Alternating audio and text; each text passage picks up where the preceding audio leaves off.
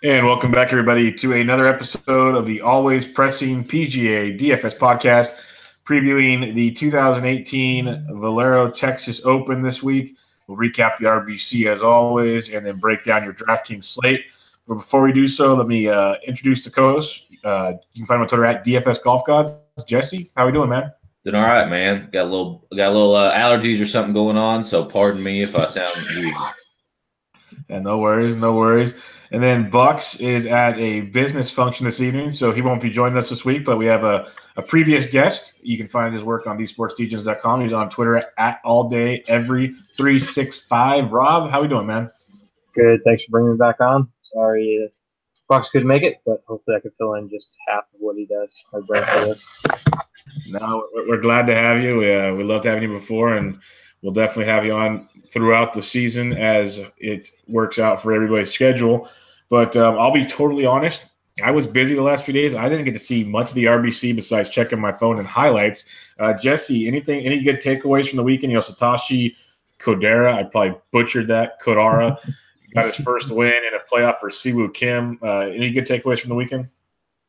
Yeah, the one issue was, of course, there was no coverage on Saturday or Sunday except for the tape delay, so I didn't even watch it. But I did wake up and start sweating Shot Tracker, which Shot Tracker was awful all week long. If you followed along with it, it was probably the worst week I've ever seen of just complete trolling by the Shot Tracker people. Anyways, so as tilting as that was, then of course the weather moves in, pushes it back, can't even watch it, and then Siwoo, who actually had rostered and I never do, couldn't make a putt inside 10 feet on the back nine and shot like 47 on the back nine to go into a playoff. I mean, it was just a clusterfuck, man, and I'm ready to move on. Yeah, it was. Let's look at the leaderboard alone. Like I like seeing jungled messes, but that was a just mess. Yeah. So more power to you guys if you got it in. Rob, how did you? Any good takeaways from the weekend? Yeah, I agree with Jesse. The Sunday coverage is just a debacle. It's got to get figured out at some point. Not being able to see, I get it live. Like, give me some sort of coverage on Golf Channel of something right. Following. Like, give me anything at that point. But obviously, CBS just turns a blind eye, and 2:30 rolls around and acts like it's sunny and okay. But yeah, as Jesse's saying, it was interesting to see kind of everybody kind of get bundled up, and I don't even think it was Siwoo. I think it was just pretty much everybody couldn't make a putt on the back nine. And Kadar came from had a pretty good Sunday. I think it was like 5 or 6 under, but 6,600 is an awesome steal for a lot of people on DraftKings. Not surprising, I think. Yeah, no doubt about it. Before we get into the Valero Texas Open, we'll usually do a little fan share segment now to kind of recap the past week. And this will be even cooler new segment for us now because our very own Jesse will be writing the weekly segment on fansharesports.com. And it's kind of, I don't know why I read your article earlier and I thought it was phenomenal. And then I see the headline again and I just laughed, and you'll know why I laughed. And I'll leave that as an inside joke until anybody can figure it out. But it's called Hindsight, RBC Heritage by Jesse. Jesse, kind of let us know what you found out by looking back on this. Yeah, so one main thing that I anymore with Fantasy Labs and their ownership dashboard, you can go back at least to last year's golf tournament and kind of look at the ownership and also points and who did well and who was the chalk and so on and so forth. So I've been doing that quite a bit here recently just to try to get a gauge of where things were last year, because I do think that things do carry over, year to year. So anyways, last year, the perfect lineup was all $7,000 guys, and it ended up leaving like about almost $5,500 on the table. This year, perfect lineup leaves over $2,000 on the table. The only real kind of chalky guy was Webb Simpson. He was, I think, third highest owned in the $5 at 23%. He finished with 92 points. He did have 31 tags on FanShare, which was good, I think, for like about top 3. And I talked about in the article, and we talk about it all the time, Bubba, on this podcast, is that you don't have to totally avoid chalk. You can grab a guy that you like, even if you think he's going to be high owned, and get different elsewhere. And if you were able to do that with Webb and a couple of these other guys this week, you probably had a pretty good week because the guys above 10,000, nobody really performed up to their salary expectations. It was pretty much Webb, and then a couple others. But anyways, Kodira obviously next to not owned, $6,600, 1.2 or 1.1% owned. He was the highest scorer on the slate. Bryson had a great Sunday. He had a lot of birdies, just a lot of bad holes, which he was just behind Kodira at 112 points. And then Siwoo was only about 5% owned. Luke List, who I talked about last week on the pod, was only about 10% owned. And Billy Horschel just came out of nowhere, and he was less than 1% owned. And Webb was actually the sixth highest score on the slate. So, there's a lot of different ways to, kind of look at that ownership and what drove the ownership last week.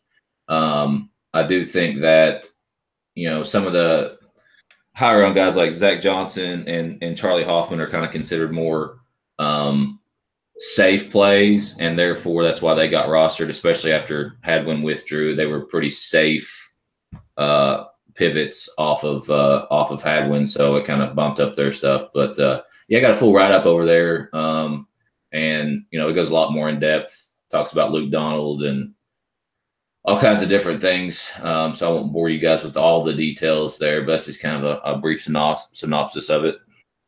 No, it's a really cool breakdown. Kind of recaps the good, the bad, and kind of how you could have pivoted. And you mentioned some of Logan Harper's work, which we like to talk about a lot because it's quality stuff there, getting you ready for pivots and everything like that. So there's a lot to see there. Rob, we always ask Bucks, was there anything that kind of caught your attention ownership-wise that stood out to you in a good or a bad way last week?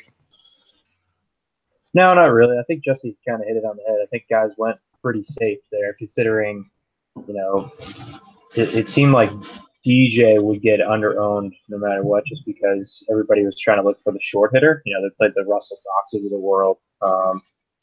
And it seemed like DFS Twitter on Sunday all had the same type of guys all in their lineup, whether it be a Siwoo or, like you were saying, Webb. Webb was kind of ultra chalky at that point. But, coming off the Masters and seeing the kind of bump in DeChambeau's price, I was surprised it didn't scare people off. But considering how well he played, I guess it was well worth it. Yeah, no doubt about it. One thing I want to ask you guys, I know Jesse plays Draft. Rob, do you play Draft at all? The app Draft?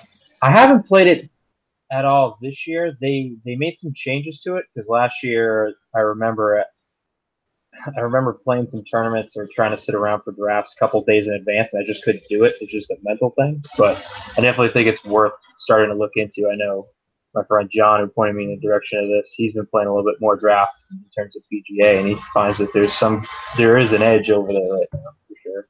Yeah, no doubt about it. I know Jesse and I talk about it a lot. And the reason I wanted to bring it up is, there's 4 or 5 sports going on right now. There's a ton of ways to do it.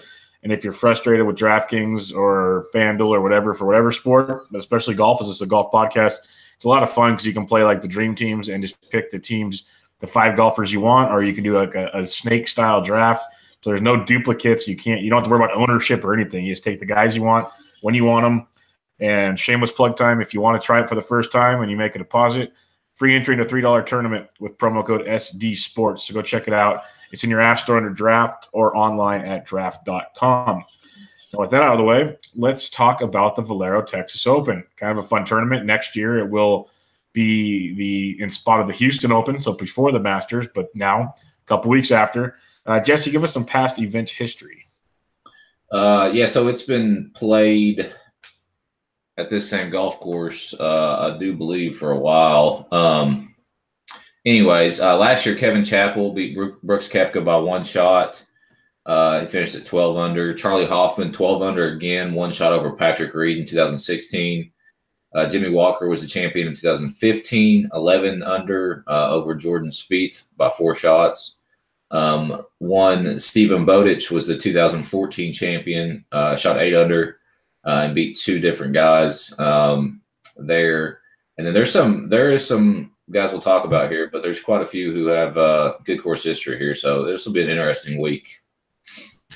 Yeah, no, it's a good point you make. When I was doing research, I noticed the course history. There's some guys, there's always the Texas guy narrative. Yep. Some Aussies have done very well here. You mentioned Baudo and a couple others that have won here or finished very high. So it's a very interesting week, especially when you look at the pricing. There'll be some guys in the 10K and above that kind of make you double check things a little bit. But before we do that, I'm going to do my best Bucks at the moment, give a course preview. It won't be nearly as in-depth as Bucks is, but read a couple websites, put a couple things together, and it'll be played at the TPC San Antonio Oaks course. Greg Norman design course, maybe why some of the Aussies do well there. He has maybe a knack of bringing some of Australia to here. And it's also co-designed or helped by Sergio Garcia.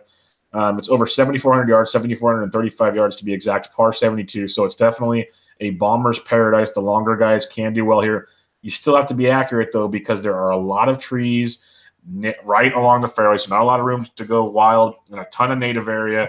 When I was researching this, it brought back memories of Kevin Na trying to hit 1 million times at a native area. There's a lot of things that just make it bad if you get out of place. So the thing you mentioned about course history, they say it's very important here. You need to know when to just play it smart and kind of lay up, or if you can actually go for shots. Makes it very, very tough. The par fives aren't always the most reachable holes. Even the biggest of the bombers are going to have trouble getting in there. So it will be interesting to see. They said in the last 5-6 years, it's the 6th lowest course on par fives to eagle. And usually, especially lately, we've been talking about courses where the par fives, that's where you attack it. That's where you get your eagles. Heck, Augusta, you were getting eagles on par fives and you were winning. Also, the 6th lowest birdie course, because the par fives can be troublesome as well. 10 par fours, 4 par fives, 4 par threes, Bermuda greens. And another thing is, we'll get into the weather. There's supposed to be some interesting windy situations popping up and everything.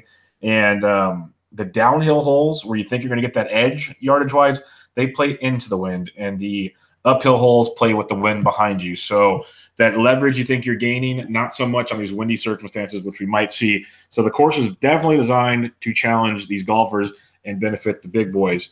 So it'll be curious to see how it plays out.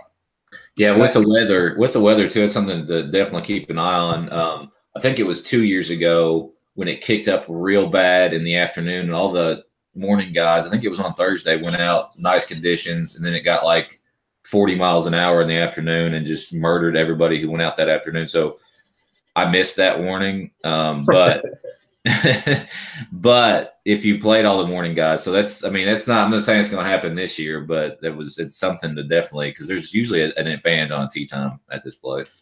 Yeah, and I basically heard it's already looking like maybe that early, late tee time Thursday, early, late Friday might be the route to go. But like you said, Jesse, is keep an eye on it. There's all kinds of different apps and things you can check out.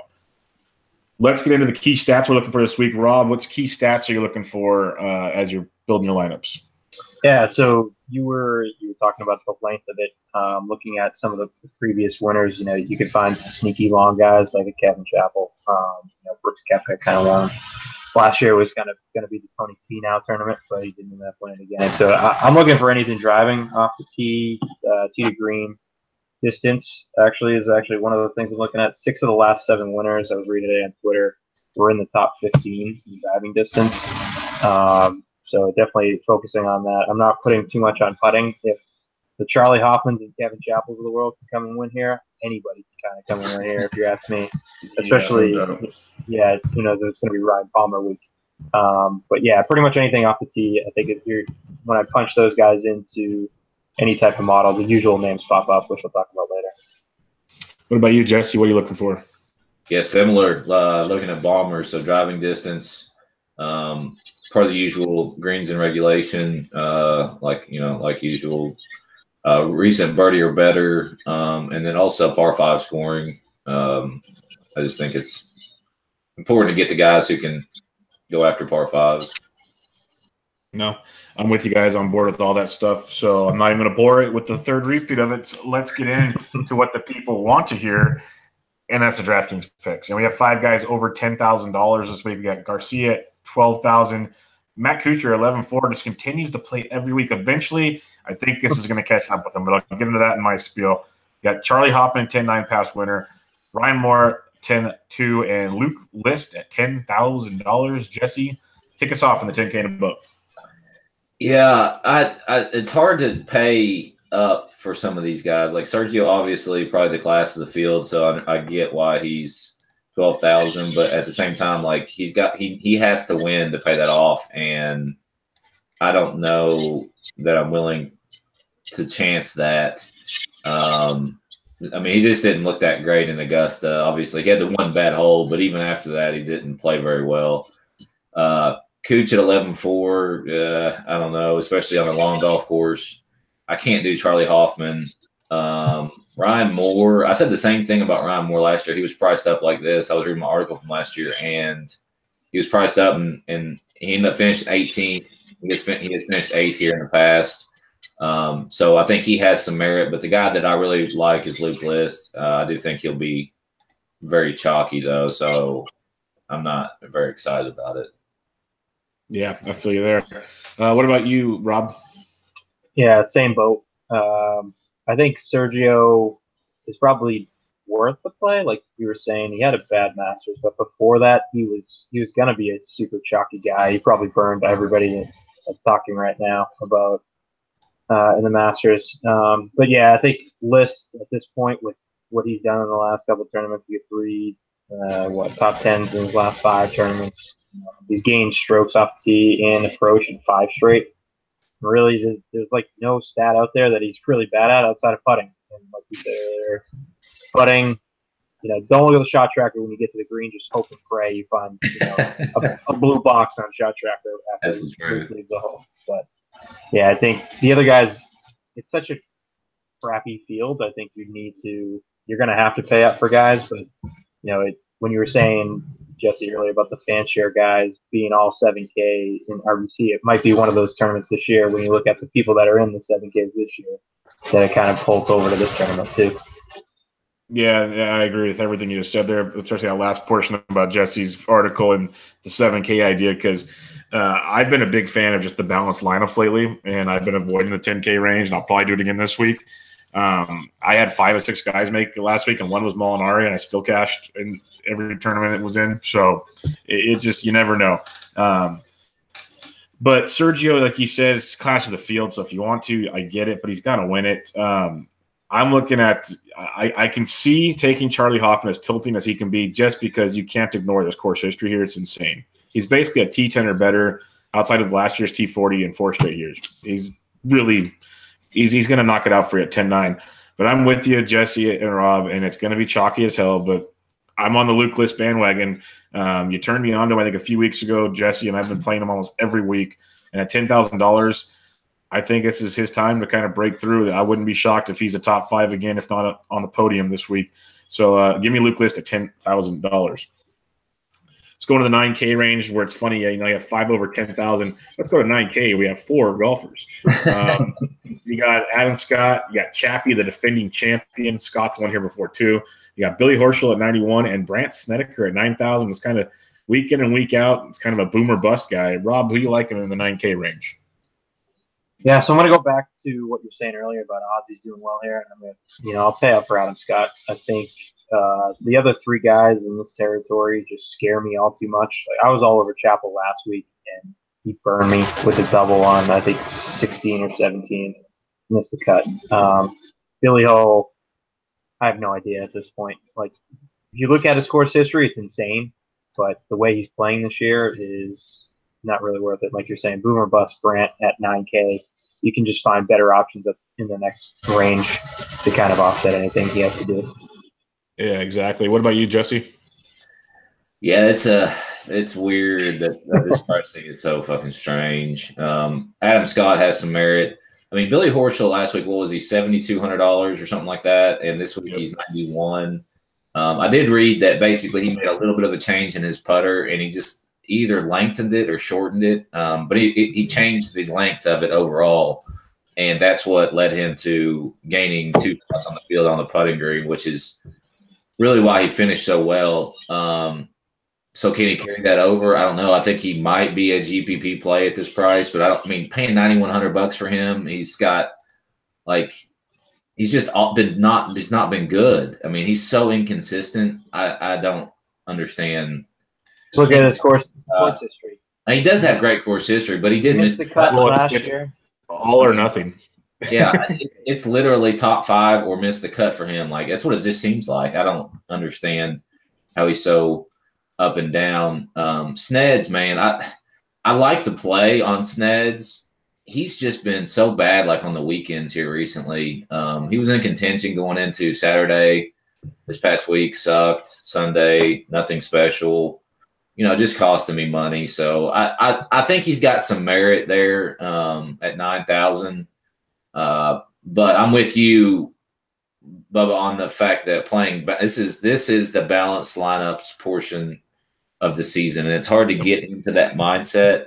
But this is really when it begins from here to the U.S. Open. I mean, it's just you gotta until some of these big guys come back. And there's a bigger golf tournament, you just got to go balanced and try to get 66 through and try to get, 6 guys that are 40-1 instead of one guy that's 10-1 and has to win, and then 3 other guys who are 100-1, so that's the way I look at it now. So, I mean, I don't know how much I'll have of these guys. Probably stick to a lot of these guys in the next range and in the 7,000s. This is a weird field, though.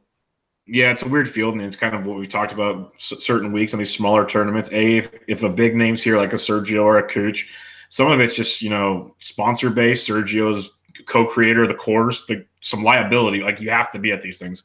And we saw it with DJ. He was good, but by no means did he make value last week at RBC. Yeah. And it's the same thing like we said last week with DJ. You wouldn't be shocked if any one of these guys won, but you're almost less shocked if they play poorly. It's like it's what you're looking for now. But back to the 9K range, I do. This is a total GPP range. I wouldn't trust any of these guys in cash. Maybe it's Adam Scott. I'm just not an Adam Scott guy. I know Rob's a cash guy, so if he likes him, I fully support that cause. He tilts me to no end. But Chappie at 93, I could see throwing a dart at, defending champion, and back-to-back missed cuts after playing some really good golf for a while. The ownership to me should be very, very low outside of the defending champion part. So we'll have to keep an eye on that. Billy Ho's the other one I like because I read that thing you're talking about, the putter. I can't remember the name of the guy, but he tweeted at him, and then Billy Ho responded, and they talked via DM or something else. And he got all the information, talked about how he shortened the length, and it's perfect for the ping putter he's using. And we've seen a guy named Rory McIlroy recently change his putter, and it worked really well. And certain other groups of guys know by no means am I saying Billy Ho is Rory McIlroy. But at this course, in this field, he can make an interesting situation for him at 91. So those are the two I'd be looking at. Still scary situation. Yeah. Let's get down to the 8,000s where there's a lot more I like. You got Brennan Steele, Xander, Ollie, Siwoo Kim, and I'm not going to do the thing. Hadley, Pat Perez, Palmer, Walker, Hostler, ZJ, and Laird. And I'll kick it off here. I do like Brennan Steele. Good course history here. Coming off a missed cut, but prior to that, top 20 machine at $8,900. I do like him quite a bit at this course. A shot makers type course where you can design it the way you want. Xander Schauffele is a guy $8,800. Only appearance here was last year, and he missed a cut. It doesn't bother me as much as the way this guy's playing, the way he finished last year, and he just continued it week in and week out. So Xander at 88, I like a lot, but I've already heard his name a ton, so beware there. I'm going to skip down to Patty Perez. Absolutely love him at $8,400. You mentioned it on the thing, Jesse, about the balanced lineups, and I said it. When you get into this range, you want guys that are 40-1, which these guys all are, and you just want them to make the cut and then see what happens on the weekend. Pat Perez 4 for 4 on cuts here. He's got a top 10, and it's Pat Perez. He plays really, really good golf. I don't mind him at all. Jimmy Walker, past champion at 8,200. I would give him a shot here with that Texas narrative. And then I do like Bo Hostler at 81. It's a guy I'm always on, but talk about price jumps like you talked with Billy Ho. Bo Hostler's getting a hell of a price jump this week. He's usually down in the high 6s, low 7s, so he's getting a pop up there. Last guy I'll mention, because I always think he's underpriced, and he is a weekly cash game target, is Zach Johnson at $8,000. He makes cuts. He makes it interesting. That's what he does. But as you can tell, I only named half the field in the 8K range. So I like this one a lot. Rob, what do you like in the 8K range? Yeah, I'm all about Steele this week. He's first and off the tee, the field, the last 12 rounds. He's 11th in driving distance, which was actually surprising to me in this field. So I think he's another guy to target, especially because he plays really well in the wind too. He just sucks around the greens. So if he's not hitting greens, you're in trouble there. And the other guy, I think for ownership's sake, like you said, is Pat Perez. He just hasn't played a lot this year, which is kind of surprising. I think he's played outside of the Masters last week. He just played in the WGC. He hasn't really been anywhere else to be after, especially considering everybody was talking about him coming into the year because he played so well across the seas. And then, of course, you have the Ryan Palmer question, to be or not to be. I'm off of him, I think, this week. I don't think it's anything worth risking. He's just been so bad approach game. But, he shows up here and he always seems to find a way to put together 4 rounds. Doesn't make any sense to me. But and I think Party Marty is always a guy that I like to play just because he always seems to go under the radar, but he's always on the leaderboard come Saturday. He's not around Sunday for some reason. But partying too much.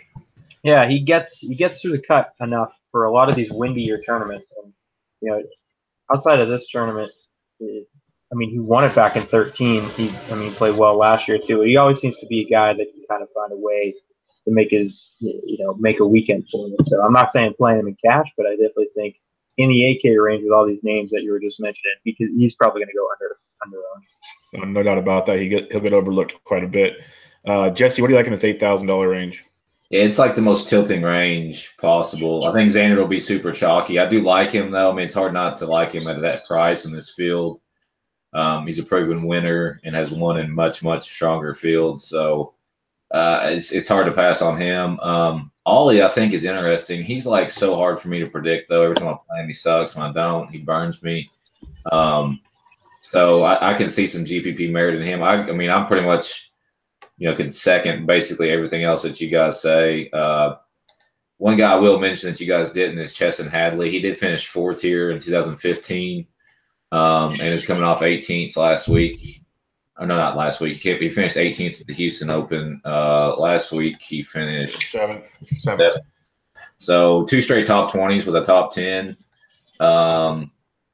It's kind of hard to stomach paying 85 for Chesson, but with this field, you got to make some choices somewhere.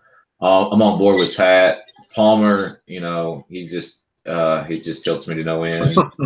Hostler, I've said before that I won't not play him when they're in Texas. It's just something about Texas for whatever reason. He finished 2nd at the Houston Open in that playoff against Poulter 3 weeks ago. So I'll probably have some Hostler this week. I like it a lot. Now let's go into the region where everyone resides, or at least like 60% of the field, the $7,000 range. And Jesse, kick us off with a few you're liking down here. Yeah, you can make teams down here. It's entirely possible that, your top 6 are in this range, especially given the fact that half the fucking field is in the range. So starting at the top, I do think Keegan is playable. He did miss the cut here last year, but he's made 4 straight cuts on tour and only missed really 2 since October. So he's been a lot more consistent this year than he was last year. 2 more guys right at 7,700, Lovemark and Streelman. I'll probably play quite a bit of Streelman again this week. He finished 7th last week. And Lovemark has been kind of coming on. He has made the cut 2 straight years here and has some pretty good finishes recently, with the 7th, the Honda, 24th, Houston. So been playing much better. Keith Mitchell is another guy at 74. My issue with him is I've already seen his name like almost as much as Luke List. And if he's going to be chalky, I don't want any part of him. He's like my sneaky play, if Bucks was here, he'd back me on that. Oh, big time. But he's finished 6th in Houston, 3 weeks ago. He did play last week. I think he missed the cut last week, didn't he? No, he made it terrible on the weekend. Yeah. Didn't play well. Yeah. For whatever reason, those aren't loaded. Like last week's not loaded. T55. Kokrak, I do think has some merits. Watney, Wise at 7,300. Mullinax could be interesting. Bryce Garnett's another guy who's just been playing good golf here recently. He was in the field last week, finished 42nd, but he does have a win in Puerto Rico. Corey Connors, another guy who's interesting. My boy Adam Shank. Hoping you'd mention him. Whatever you want to call him. Never played here, but he's made 4 straight cuts. Tom Lovelady, another bomber who I like a lot this week. I think he could potentially do well here. What did he finish? Did he play Houston? Yeah, I mean, he made the cut at Houston. Didn't do that great. Andrew Landry recently had a baby. He played last week. I think he missed the cut, or he made the cut last week too, didn't he? Yeah, he finished 42nd. Had a terrible Sunday. He was 7 under going into Sunday and just played awful. So another guy, and last but not least, another guy I've seen a bunch already, Kevin Tway. Balmer finished 3rd here last year. I heard a lot of Tway already. Rob, who you liking down here? Yeah, a lot of the same names. JB at 7-8. I think he plays well in the wind. Yeah, obviously he can't putt for crap, so he fits in the narrative. Grayson Murray at 7.3 missed the cut last week, and everybody hates him, so he'll go low owned. But he's actually been really good off the tee lately, so if he can figure something out in terms of approach, he'd be all right. I mean, he had back-to-back at the Shell and Arnie Palmer, 14th place finishes, and then missed the cut last week by 1. Wise at 7.3, Mitchell at 7.4. Dylan Fratelli got a sponsor's exemption. He's a UT product. Everybody in Texas takes care of Texans, so he'll be around. He's pretty quality for 7,400, especially what he's done in the Euro Tour. Outside of that, I've seen like Marty Keimer at 7,200. He's still coming off injury. I'm not trusting that yet, but figured I'd mention his name. And then, yeah, that's pretty much it for 7,000 range. I think you mentioned pretty much everybody that I'd be looking at this point. Yeah, there's only 73 golfers to choose from, so there'll be a lot to like down here. And I actually counted there's 73 freaking golfers. It's unbelievable. Over half the field. But yeah, I'll run through it because you guys have hit on most of them. I echo the Keegan Bradley sentiments. If you've listened to past episodes, I talked about how well he's playing right now, at least consistency wise. GPP wise, you want to talk bombers? Jamie Lovemark 7,700. Just don't watch him putt, but he's played better of late. So at $7,700, I don't mind it. I do like Streelman at 77 though. Like Jesse said, that's a guy we're on most weeks more times than not, and he's played pretty well here off that T7 too. It's nice. Farther down we go, like Surrey at 7,600, first time here, playing really, really good golf though. So I'll take my chances with Surrey at 76. No one mentioned my boy John Huh at $7,400. He started out on fire last week, finished T23 as he kind of scuffled on Friday and Saturday. But at that price tag, I'll take him again. He's made 5 of 6 cuts here, coming off a T22 last year. At $7,400, I definitely like me some John Huh. Scott Piercy.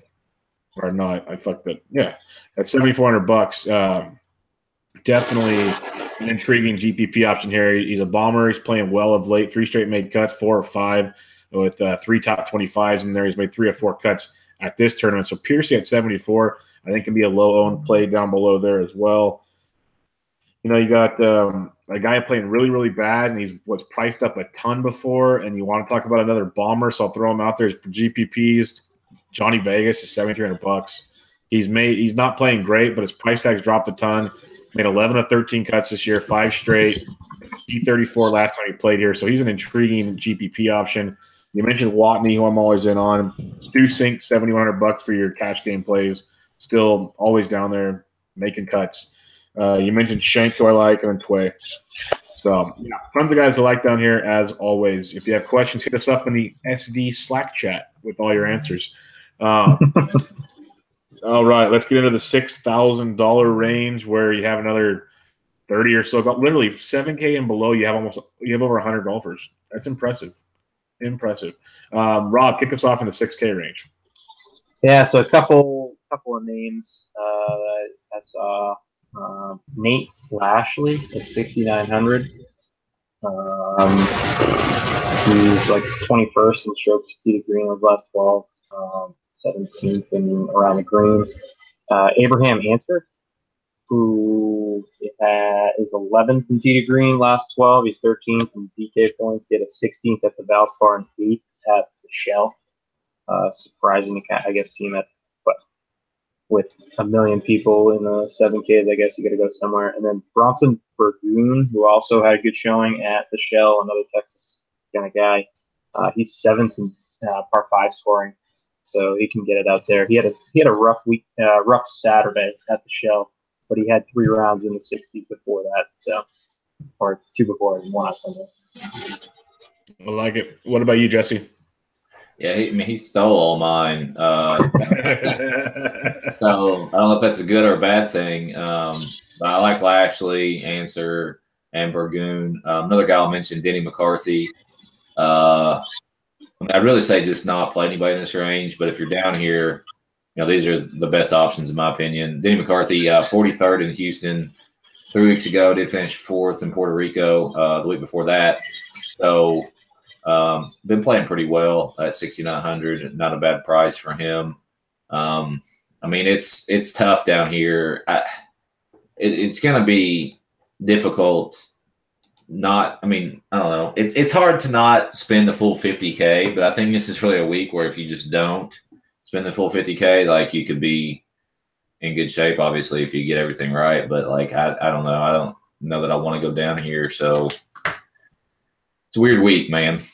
Yeah, if you go balanced lineups, you can avoid this 6K pretty well. But if you're not, I agree. Answer is one of the top ones. I've seen his name a lot already today for this 6K range. I do like Armour quite a bit at 6,900, coming in good form as well. He did miss the cut his only time here last year.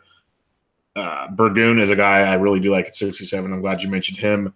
Lastly, it's not sexy, and if for some reason you need a $6,600 player, I don't mind Ben Crane, who actually has played well. He made his last 2 cuts here. He made 3 straight cuts on tour at $6,600. Basically, you're only using him if you're paying through the roof for guys, but he does offer something at 66. But yeah, try to stay out of here if you can. Probably your best bet. All right, that wraps up the price by price picks. Let's get to our usual final segments here and talk punts. Rob, what are your, give us a couple punts you have on the week. I would go with Answer. He's 150 to 1. And then actually a guy that we didn't even talk about because he's probably not worth mentioning, he fits perfect in the punt category, is Nick Taylor. He's made the cut here twice. He's terrible here, or terrible right now, but yeah, he's made the cut twice. He's got a hefty number attached to his name if you want to try and make some cash off of it. Yeah, both his cuts, T22 and T21. So when he played well, he played really well. So, Jesse, what do you got? A couple punts for us?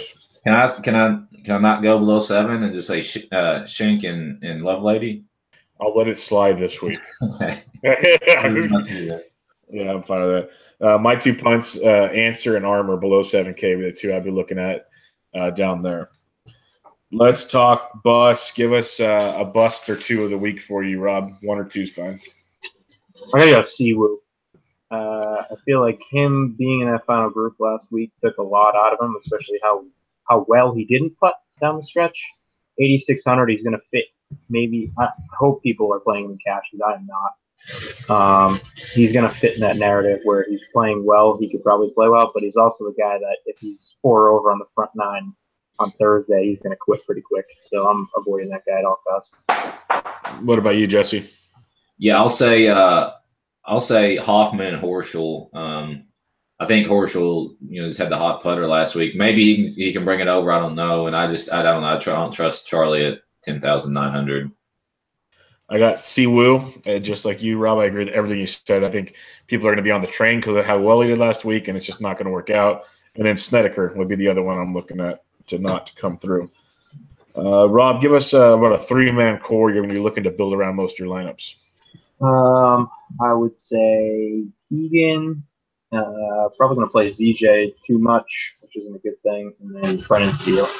My 3 guys. I like those guys. You can't hate them. Jesse, what about you? At this point, Luke List he's got to be in there for me, even if he is chalky. I do like Mitchell quite a bit, and man, I'm weak. Adam Scott. Oh God. Hey, it worked out for you last week with Molinari. It wasn't like great, but he made the cut for you. Oh yeah. Well, you were dreading that. My core, if I have to go there, I do like List a ton. I'll have him scattered, but Xander, Perez, and Huh will be in my core. Let's go with the winners. Pick a winner. What do you got, Rob? I'm gonna have to go Luke List. He's done everything he's possibly could except for win in the last month. So I think it's about time. What about you, Jesse?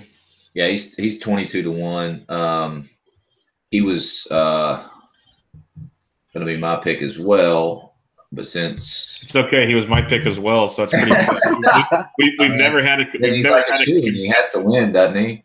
Yeah, we've never had a consensus on this podcast. That's not good. That's real not good. I think Xander had some value earlier. I saw some people tweeting about him. He opened at 40-1. He's already down to 33-1. So I'll take Xander again. Yeah, Xander was one of my other ones I was looking at. So let me get creative now.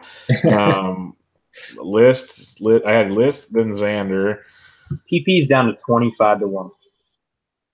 I can't use him. I gotta use him for my who? Xander? Perez. That I was looking at either Perez or Steele. I like both of them to put a nice run together this week. I'll go Steele. They're both 40-1. He's won here before, but I do like List. List was my original. And then Xander. So we'll go Steele. I think everybody likes List, so I don't know how well that translates to this week. Yeah, and not everybody can be happy. We know this. All right. Well, that'll wrap us up for this week. Any final thoughts, Rob? No, not really. I think, as Jesse's pointed to many times, it's just not the greatest of fields, but it's golf, and it's there on the weekend, so it'll give me something to do. There you go. What about you, Jesse? Heck yeah! Hopefully we have a little bit better weather this week, and we get to watch the final round. And like you said earlier, Bubba, all three of us are in the Slack chat all the time. So anybody who wants an invite, hit one of us three up, and we can send you an invite. And we got baseball, basketball, which is obviously winding down a little bit, but we'll have football. Mm-hmm. Yeah, we got it all in there. Whatever you need, just come DGen with the rest of us. But until then, thanks for listening, everybody. This was your always pressing PGA DFS podcast preview of the Valero Texas Open. Catch you guys next time.